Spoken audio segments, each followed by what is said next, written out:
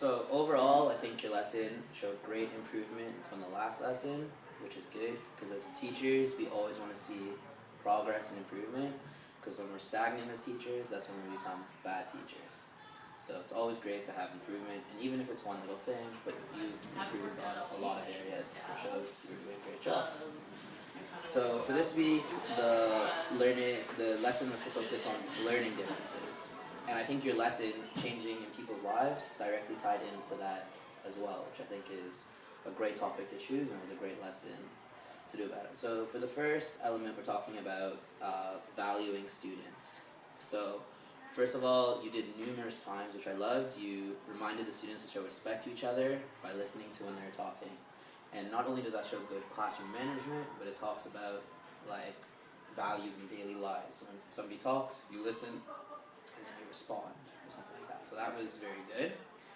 And something that I loved, and I always try to remind myself, is you did positive narration in your class. So when students were talking, you didn't pick out students that were bad. You always said, oh, I like this person has their hand up.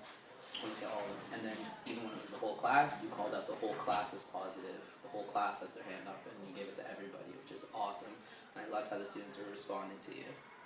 It shows you're developing great as a teacher. In terms of differentiated instruction, you had different types of sentences for the students. So each student could cater to a level, and it was done secretively so that students didn't have to feel bad about themselves if they were lower, or students had to feel good about themselves if they could get the higher. It was done individually, which is very good.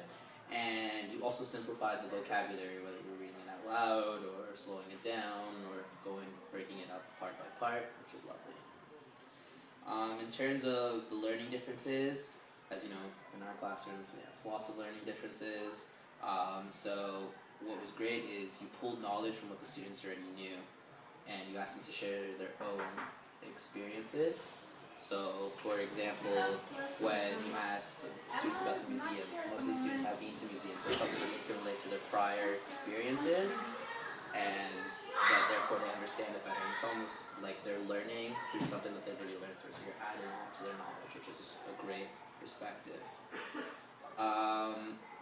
In terms of multiple perspectives, you incorporated the language arts by asking for the part of the speech of the social studies vocabulary. So it's called integrated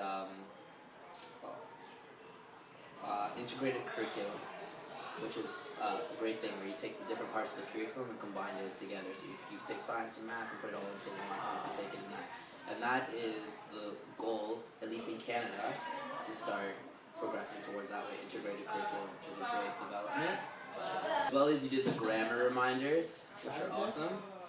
In terms of the English language learner, you repeated the ideas in multiple ways with the ESL learner, and I think that's very important. No student's going to learn the same way, so if you give them multiple options of teaching them in different ways or repeating the same knowledge in different ways, maybe one or two only stick, but that's still one or two that stuck, as opposed to if you just did it one way and it not sticking with the student, which I think is very good. The pronunciation practice, you focused on the pronunciation with them, which is very good. And again, you're always helping the students while walking around and things. Like always, how do you think your lesson went? I feel like for the most part it went pretty well. Like that point when every single student was sitting nicely and raising their hand, that was just like a highlight. That very rarely happens, especially in my B group. They're usually the less well-behaved of the two groups. Although for ESL learners, one thing I would have liked to do that I didn't do for this particular lesson is add more visuals. But sometimes I feel like it's difficult when we're in the English rooms because, the computer's never already up and running, and it wastes so much time to turn it on and open up your email and download the PowerPoint. And I feel like when it's your first class of the morning, you just don't have time to get there in advance and do all that. A tip that I could have for doing that is if you have the PowerPoint already, maybe there's a Facebook page or a web thing that you only use for that class that the students can actually just go to and see the PowerPoint on their own time. So for those that choose it, they can get it. It doesn't take anything from the class. class, you just post it up the day before or the day after the lesson or whatever, and they can just review it. So it could be like there's like a class web page or a Facebook page or something like that, or even if you take the students' emails, right? It just depends on the confidentiality of Yeah. the school and stuff like that. But that's a good method to use in integrating technology. Cool. Do you have I like the class website idea. I've been wanting to do that, but I haven't gotten around to it. Yeah, it takes some time. Remember, it's always just progressing through. You do a lesson once, it's okay. You do a lesson the second time, it has to be better. You do it the third time, it has to be better. It's just always progressing towards if you do the same lesson. And when you teach the same grade, again, you learn different tips and things like that. But I think you did a great job with this, and you're showing signs of improvement. And I'm looking forward to seeing your next class. Thanks, Mom. Awesome.